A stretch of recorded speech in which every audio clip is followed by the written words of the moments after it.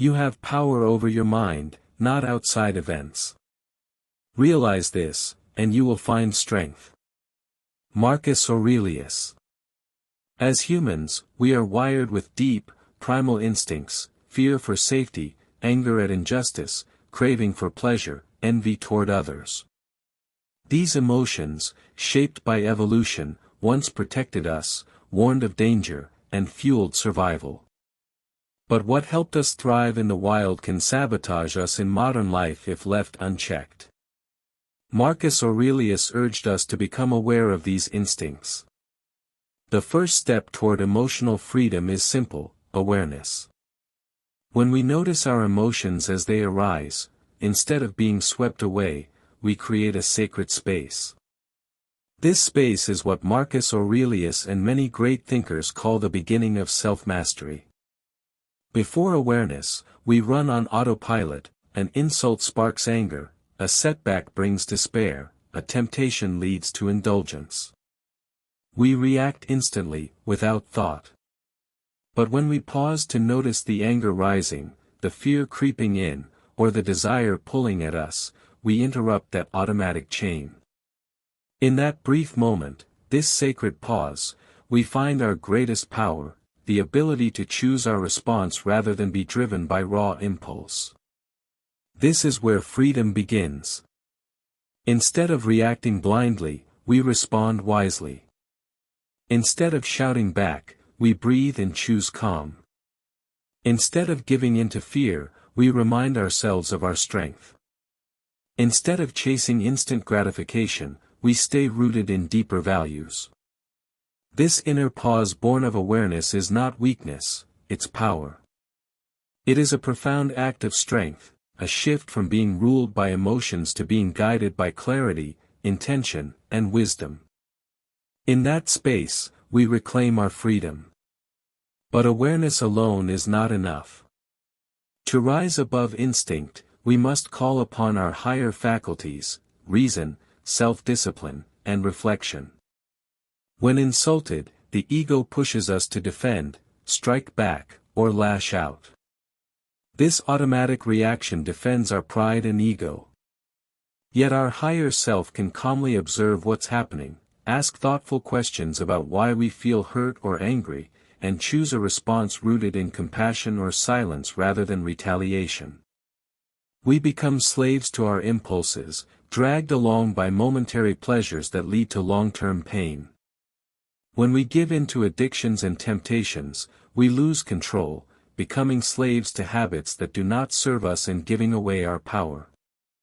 When temptation calls, whether it's the lure of immediate pleasure or the pull toward a poor decision, there's often a quiet inner tension. In that space lies the opportunity to exercise reason and discipline. This inner voice encourages us to pause, reflect on the consequences, and make choices aligned with our core values, rather than giving in to fleeting desires. It is not about acting on every impulse but about having the power and clarity to choose our actions wisely. Like muscles, these inner faculties grow stronger the more we use them, helping us align our actions with our core values. In moments of fear and doubt, we can choose to rise above it with courage. Courage is not the absence of fear but the willingness to move through it. The more we practice facing discomfort with steady resolve, the more fear loosens its hold, and the more we move forward with confidence. Unchecked emotions lead to turmoil, strained relationships, hasty decisions, lives wasted chasing empty desires. But self-mastery brings steadiness. In Stoicism, true strength is not physical power or aggression. It's about choosing who you want to be in the face of chaos. By mastering ourselves and making disciplined choices, we unlock the power to live fully and intentionally. Rising above instinct doesn't make us less human, it makes us the highest version of ourselves, intentional, grounded, free. If you are pained by any external thing, it is not this thing that disturbs you, but your own judgment about it. Marcus Aurelius. Every day, events unfold that are beyond our control: a missed opportunity, a rude comment, a rejection, a delay. Most people believe it's these external things that cause suffering. But Marcus Aurelius saw deeper. The real source of distress is not the event itself, it's the interpretation we assign to it. It's not being ignored that hurts, it's thinking, I must not matter. It's not the criticism that wounds, it's the story, I'm not good enough. It's not failure that breaks us, it's believing, I'll never succeed. In other words, we suffer more in our minds than in reality. The moment we understand this, we unlock profound freedom. We can begin to choose our interpretation. We can pause, breathe, and question the beliefs and interpretations we're holding. This doesn't mean denying reality, it means refusing to be enslaved by distorted perceptions. Challenges, setbacks, and hardships are a natural part of the human experience. When you start to notice your own thoughts and emotions, you learn to see things more clearly and with greater balance. You observe them without getting overwhelmed or controlled, and this helps you build inner stability. While the storms of life may still come, they won't easily disturb your sense of peace, confidence, or well-being. Mastering perception doesn't make life painless, but it does make you unshakable by outside events. When you wake up in the morning, tell yourself, the people I deal with today will be meddling, ungrateful, arrogant, dishonest, jealous, and surly. They are like this because they can't tell good from evil. Marcus Aurelius. Difficult people are not accidents or problems, they're teachers. They're part of life's lessons. Whether it's a rude coworker, a demanding family member, or a passive-aggressive acquaintance, we all face people who test our patience and trigger our emotions.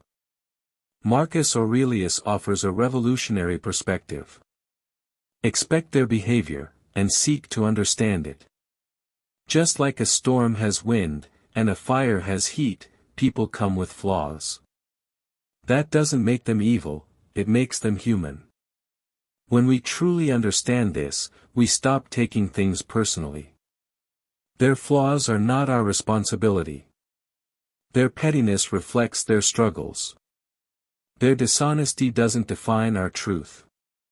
When we stop internalizing their behavior, we stop dancing to their chaos. When someone causes pain or acts poorly, it's not because they want to be cruel or harmful, it's because they are hurting inside. They may not fully understand their own feelings, or they might be overwhelmed by confusion and pain they have not yet learned to heal. When someone lashes out or acts harshly, it often reflects their inner wounds. Their pain might be so heavy or hidden that they don't know how to express it in healthy ways. Instead of finding peace or comfort, their suffering spills out as anger, frustration, or harmful behavior toward others. This cycle of pain continues because they have not yet found the tools or support to face and heal their struggles. By recognizing that their behavior is driven by their own pain, we can shift our perspective. Instead of immediately judging or condemning them as bad or mean, we begin to see their actions as symptoms of suffering. This understanding invites compassion, reminding us they are human beings like all of us, imperfect and struggling. With this awareness, we soften our judgment and respond with patience rather than retaliation or resentment. Everyone is walking their own path, carrying burdens we may never fully see or understand. Breaking the cycle of hurt requires kindness, understanding, and setting clear boundaries. In the end, dealing with difficult people is less about changing them, and more about transforming how we respond. By embracing patience, compassion, and boundaries, we protect our own peace, while holding space for their humanity. How much time he gains who does not look to see what his neighbor says or does or thinks, but only to what he does himself. Marcus Aurelius.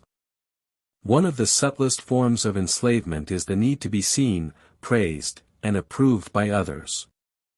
It hides behind carefully curated images, influences our career choices, and seeps into the quiet decisions we make each day.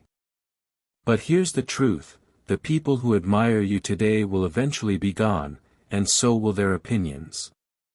The same goes for those who criticize you.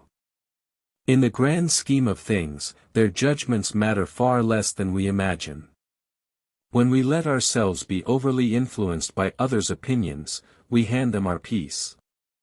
We let their thoughts shape how we feel, how we act, and even who we believe ourselves to be. This constant fluctuation erodes our inner harmony. We become prisoners of their praise and their criticism, losing touch with our own truth and freedom. Marcus Aurelius reminds us, seeking validation distracts us from living authentically. Praise is unpredictable and fleeting. What earns applause today may be ignored tomorrow. Their admiration may lift you in one moment, and abandon you in the next. Instead of living to impress the crowd, Marcus urges us to live in alignment with our own values. Ask yourself: am I acting with integrity? Am I staying true to my principles? Am I proud of who I am becoming? When you turn your attention inward, toward your values, your intentions, your authentic self, clarity begins to emerge. The noise of external opinions fades. Your path becomes clearer. You stop performing and start living. You stop comparing and start creating. You stop chasing image and start embodying substance. Confusion gives way to clarity. Pressure gives way to peace. Performance gives way to authenticity. You no longer live for approval, you live from alignment.